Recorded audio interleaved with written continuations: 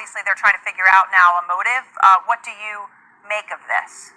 Look, I wouldn't differentiate much at this point between a female and a male shooter. I want to see facts, and within the next day, I would anticipate seeing a lot of facts. You can have interviews, not only of eyewitnesses, but of friends and family about what she knew, if there was, in fact, an individual there whom she targeted. Obviously, we ought to know tonight why she targeted that individual. Was it a personal relationship? Was it a work relationship? I still haven't seen anything to indicate whether the shooter had a connection with YouTube. So female, male, to me, that wouldn't make a lot of difference right now. The investigation ought to give us some idea on motive within, let's say, 12 to 24 hours. And obviously, so 12 to 24 hours are crucial. Bobby, you know, we do know of those injured, a 32-year-old woman and a 27-year-old woman, and then a 36-year-old male who is in critical condition tonight. We don't know if those were the targets. It appears that they were shot separately. So it doesn't, at least from this moment, we don't understand there to have been some sort of a crossfire type of an issue or shot by accident. But we don't know which of those individuals was the target, if indeed any of them were. Right. I mean, although we are starting to hear that there was a personal relationship between one of the victims and the shooter. So we know that this was probably a shooting of a personal nature, and so which indicates a targeted victim, not a random victim, not a this wasn't an act that was calculated to take out the most people or injure the most people in the quickest amount of time, as in a mass shooting. So we're ruling that looks like it can be ruled out fairly quickly. So the limited number of victims and the possibly limited use of that firearm would indicate that there was a specific victim target in this case. Right, and Juliet, what are investigators looking for right now to nail down the motive? Basically her profile, what she knew, what she said to people, what her digital footprint is, who was she after, what were the reasons, what triggered it today. So the investigation will be pretty short. She is dead, they have her, and they will be able to determine where she purchased the gun. I think, you know, the real takeaway here, since it was such a particular event, a focused event, is how did YouTube as an institution, as a company, perform in terms of active shooter protocols for their employees, communications, information to the police. This was tragic, but it wasn't a tragedy. There's a difference, and out of that, YouTube, but other institutions like YouTube, especially a lot of these campuses for these big companies like Google and Airbnb and others, to learn about how much they are informing their employees and how communication is working. I don't think we know that right now, but but they should learn from this, so that.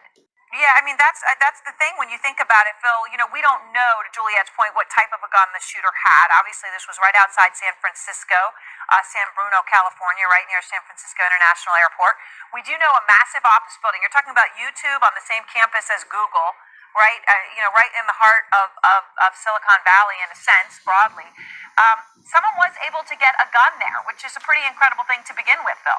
Boy, this is a sad moment for America. Let me explain why. If you look at the attack recently in Broward County, immediately there are questions about how we secure schools for our children. I live near schools in an urban area here in Washington, D.C. I run by schools every day. There is no perimeter security, but we're in an age in the 21st century where we're asking whether we have to secure an entire school compound, middle school, grade school. And I think the same question is going to start to pop up for commercial America. That is Silicon Valley, or here on the East Coast, we've got obviously high-tech areas in places like Boston. Are we going to have to start asking increasing questions about not only securing airports, not only securing public buildings, but securing the perimeters of large areas around schools and public facilities? It's just sort of a remarkable transformation in America. Pretty remarkable and pretty tragic in and of itself, the fact that we're sitting here having this conversation again, and obviously miraculous in a sense that it was not much worse, which of course early reports were that it very much could have been. Thank you all four so very much. Hey guys, sorry I ain't really did no videos today. I've not been feeling good at all. My daughter hasn't been feeling good. She's got kidney stones, and today my left side has been like really bad. I've been getting really bad sharp pains, and I've had a fever all day, so I've mostly been just laying around and sleeping all day. But I found this interesting that Google or YouTube, there was a shooting at YouTube in Silicon Valley. Well, the Prince is in Silicon Valley, and the city is shut down in Silicon Valley. So I found that quite interesting, and nowhere on the news does it say that the Prince is there or anything. It's Monday through Saturday that he's there, and that the city will be shut down because he is there.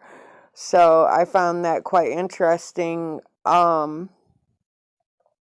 And he is having meetings with Google's executives as part of his NEOM, as you know, the city, the $500 billion city he's wanting to build. So I just found that interesting. But anyway, guys, God bless.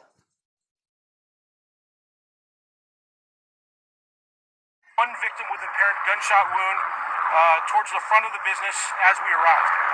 Several minutes later, while conducting a search of the premises, officers located a second individual with a gunshot wound that appears to may have been self-inflicted.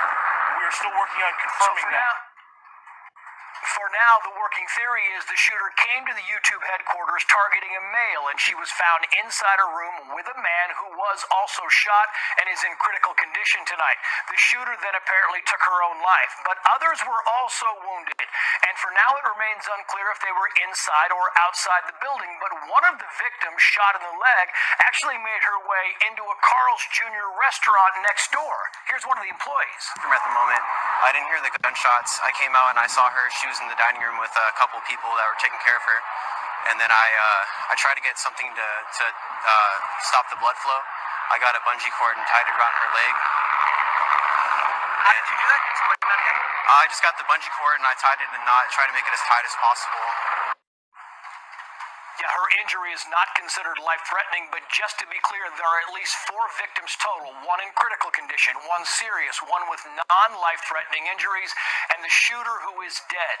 We don't know if the shooter was associated with YouTube, but her victims were all on campus at the time. San Bruno, as you know, is just on the northern edge of the Silicon Valley, an area that certainly remains a driving force of the economy, and the shooting there has gathered great response. The president tweeting, quote, "Was just briefed on the shooting at YouTube's headquarters in San Bruno, California. Our thoughts and prayers are with everybody involved. Thank you to our phenomenal law enforcement officers and first responders that are currently on the scene." Apple CEO Tim Cook writing, quote, "From everyone at Apple, we send our sympathy and support to the team at YouTube and Google, especially the victims and their families." And you'll recall, Martha, it was just 3 weeks ago in the wake of the shooting in Parkland, Florida, that YouTube banned all gun sales and how-to gun videos. Again, this shooting very much tonight appears to be a case of domestic violence. Martha. Thank you very much. Man, it was just like 2-3 shots. And then like within 30 seconds after that, or 40 seconds after that, then I seen the girl running out. And then she was shot in the leg. Then the other people that were behind me, they opened the doors, let her in, pulled her in, and they grabbed a bunch of napkins. So I come back and I checked on the girl. Then I checked on the girl. She all right? Yeah, she got shot in the leg. So then I ran back over there, and then I'm looking inside, and then when I'm looking, then the other guy goes, "Oh, he just shot the other person," and that person got shot 10 times. I mean. You've got a lot of eyewitnesses here. If this individual happens to have been a YouTube employee, I would expect someone looked at him and said, "That's John Doe," or "That's Jane Doe." So you might have eyewitnesses who can already give you an answer to the biggest question I would have right now, which is, who is this person, and is this person part of a broader conspiracy? The second question I've had that might be being answered as we speak would be, especially in a high-tech compound like this, surveillance video. Is there surveillance video that can give responders a view on wherever this individual is, and a picture of their face? If I can get a picture of a face, I might be able to identify, go to a social media account and start looking at what that person was saying, whether they're speaking to other people, whether they're sympathizers this person spoke with before they went to the compound. So I suspect behind the scenes, there's a lot of information that's flowing in already. joining me on the phone as a witness to all of this. She's an employee at YouTube. She does not want us to use her name, so we will not. But you're joining us. Tell us what you saw.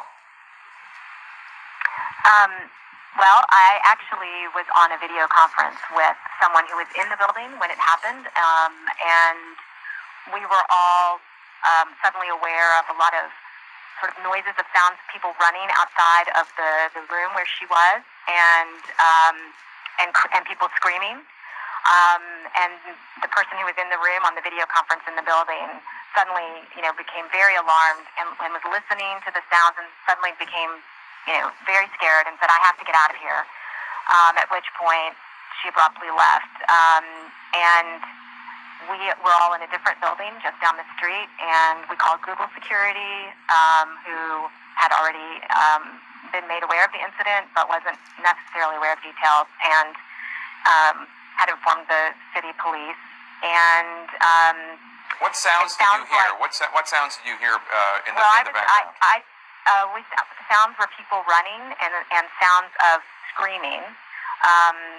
But it was hard to hear anything else, if there was anything else to hear at that time. Your colleague who was on the other line, who was in this particular building when this was going on, did he or she, I think you said she, say anything about having heard shots? She didn't. She ran quickly out of the room, obviously very eager to leave the building, and